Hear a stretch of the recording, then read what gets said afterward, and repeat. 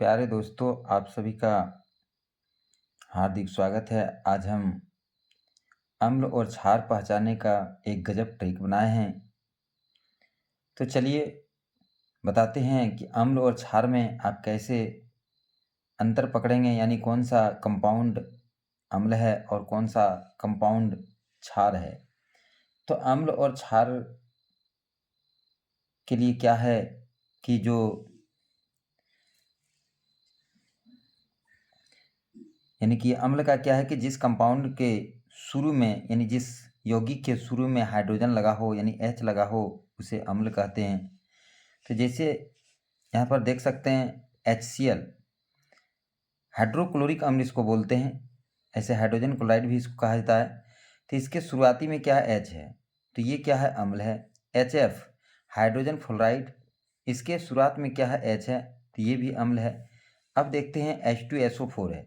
H2SO4 सांद्र sulphuric अम्ल इसको बोला जाता है। इसके शुरुआत में भी H है, तो ये क्या है अम्ल है। HNO3 नाइट्रिक अम्ल, इसके शुरुआत में भी H है। H2SO3 सल्फ्यूरस अम्ल, इसके शुरुआत में भी H है। HBr हाइड्रोजन ब्रोमाइड, इसके शुरुआत में भी H है। H2S हाइड्रोजन सल्फाइड, इसके भी शुरुआत में H है। तो ये सब क्या है अम्ल है। फिर यहाँ पर आप देखिएगा H2CO3 कार्बोनिक अम्ल, H3PO4 फास्फोरिक अम्ल, H3PO BO3 बोरिक अम्ल, HNO2 नाइट्रस अम्ल, H2CrOl4 क्रोमिक अम्ल, HbRO3 ब्रोमिक अम्ल।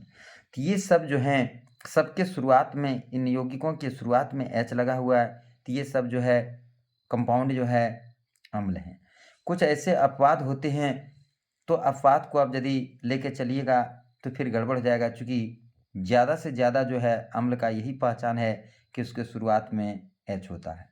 अब दूसरा नियम क्या है अम्ल का, तो देखिए हम लिखे हैं कि अधातु के ऑक्साइड अम्ल होते हैं। अब देखिए धातु अधातु का ट्रिक मैं पहले बता चुका हूँ। जिस के अंत में यानी नो हो उसे अधातु कहते हैं। ठीक है, जो ट्रिक बताए हैं कि जिसके अंत में, तो यहाँ पर देखिए कार्बन है, तो ये कार्बन के ऑक्साइड है। तो कार्बन एक धातु है, तो कार्बन एक अधातु है, उसका ऑक्साइड है, तो यानी कार्बन डाइऑक्साइड हो गया।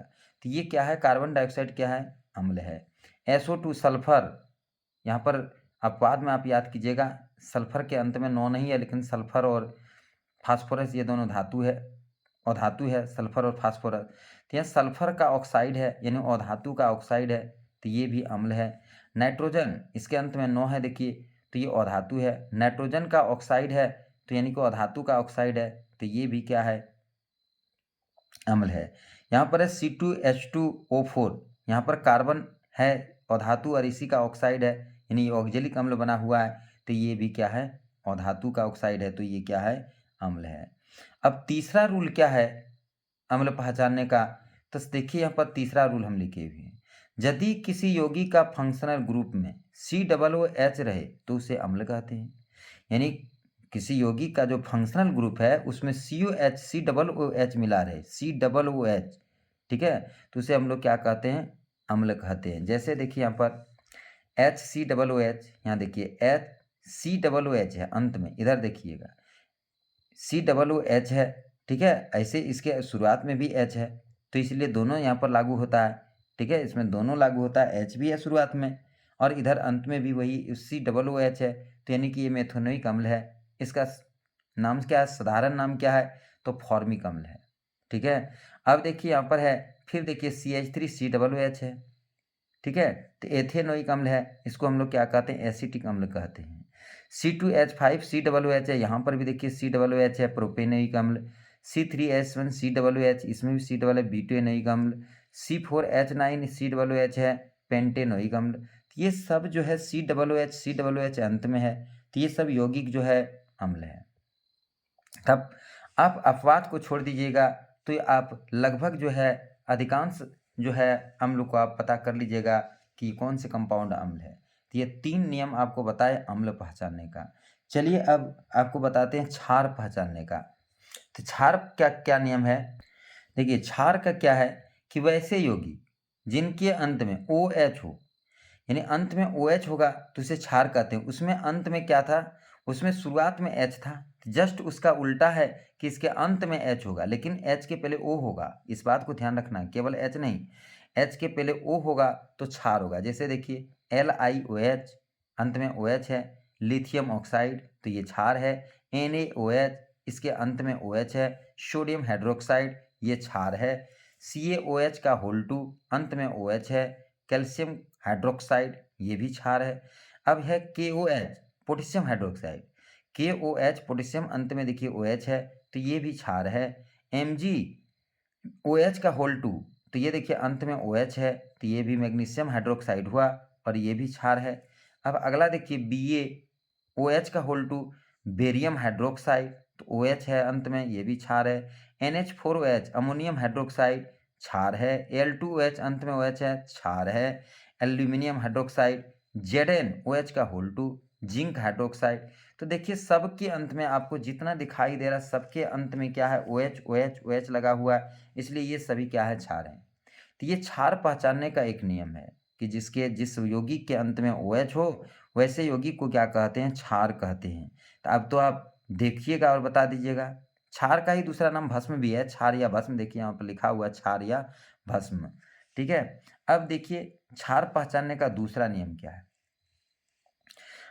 वहां पर आप क्या देखे, अधातु के ऑक्साइड, अधातु पीछे वाले याद कीजिए कि अधातु के ऑक्साइड अम्ल होते हैं, तो यहाँ पर क्या धातु के ऑक्साइड क्षार होते हैं।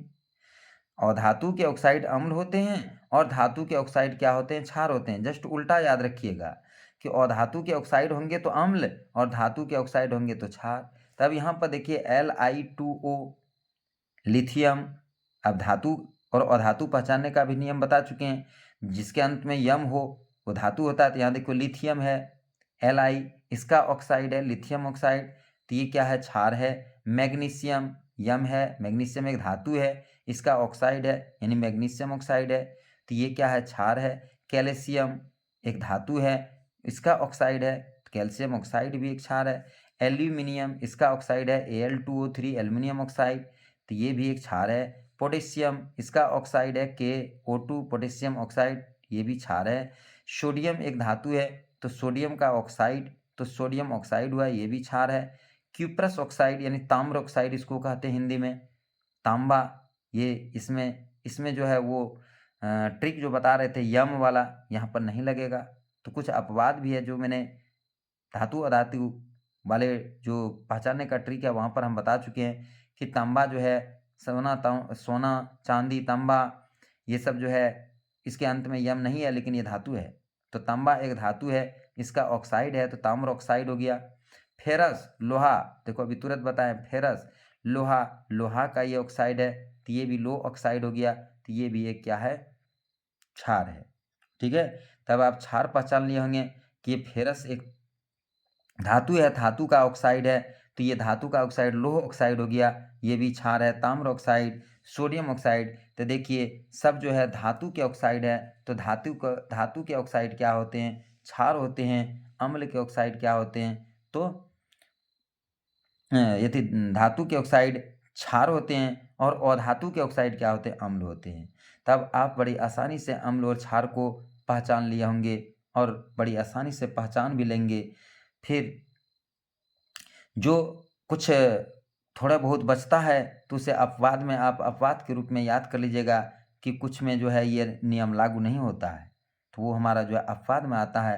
अपवाद को आप लिख लीजिएगा और अलग करके उसको याद कर लीजिएगा, और इसके लिए तो ट्रिक आप जान ही गए, इस ट्रिक के माध्यम से आप याद कर सकते हैं। तो चलिए अब हम अगले दिन फिर आते हैं अगले टॉपिक के साथ। जय हिंद, जय भारत।